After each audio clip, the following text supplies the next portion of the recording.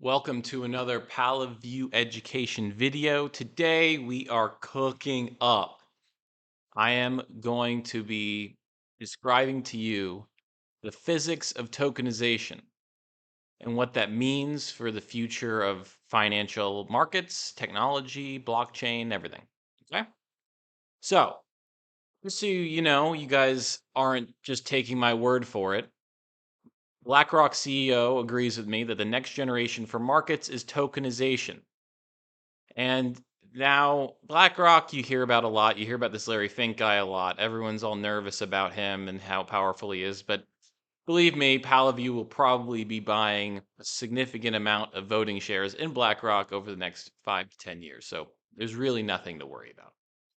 Anyways, digitization, tokenization of all assets is inevitable because it improves the physics of the asset.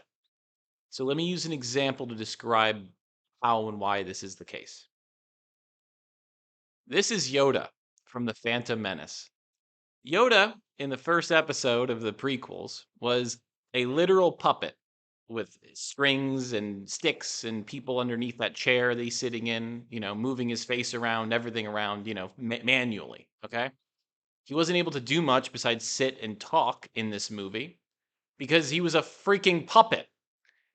But if you remember in the next movie, he becomes digitized. Okay. He becomes a CGI character with all this new ability to express himself in his face. He's able to have this insane fight scene with, Count Dooku. And he's able to, the literal physics of Yoda changed, right? So assets, stocks, everything becoming tokenized or digitized is no different. And so one of the benefits for an asset to become tokenized, a security to become digitized, is network effects. It becomes network enabled. Okay. So today, when a stock is traded on exchange, right, it is only limited to the market participants in that space, in that brokerage, whatever it is, right? It's a closed garden, right? So it's only enabled to receive access and liquidity from people who are inside that walled garden. So they're only receiving that Sarnoff's law network benefit, right? So what's amazing about crypto and blockchain is that we're actually skipping Metcalfe's law and going straight to Reed's law, which is exponentially greater network effect than Metcalfe's law, which is what, like a typical social network like Instagram or OpenAI, ChatGPT would benefit from. And so Reed's law, right? You can see here, this is a kind of a bird's eye view visualization, and this is more of a eye line view visualization of that network effect. And you can see that the financial utility component and application utility being intertwined, and I'll expand on this point more later, is what allows it to get that extra network momentum, if you will. So once an asset is tokenized, it is therefore network enabled. We're going from Sarnoff's law to Reed's law because the more network enabled an asset is, the volatility and liquidity potential of that asset exponentially increases. So let me say that again. The more network enabled an asset is or becomes, the higher the volatility, the higher the liquidity potential for that asset.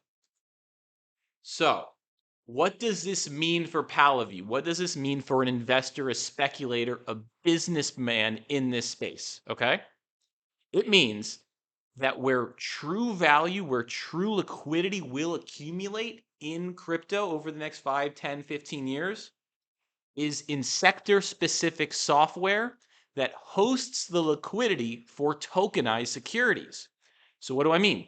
I mean decentralized applications, software that are specifically providing a service, and for specific sectors, right? So, stocks, real estate, corporate bonds, commodities, all of these things will likely be hosted on sector specific software, right? And will then therefore be governed by governance tokens, okay?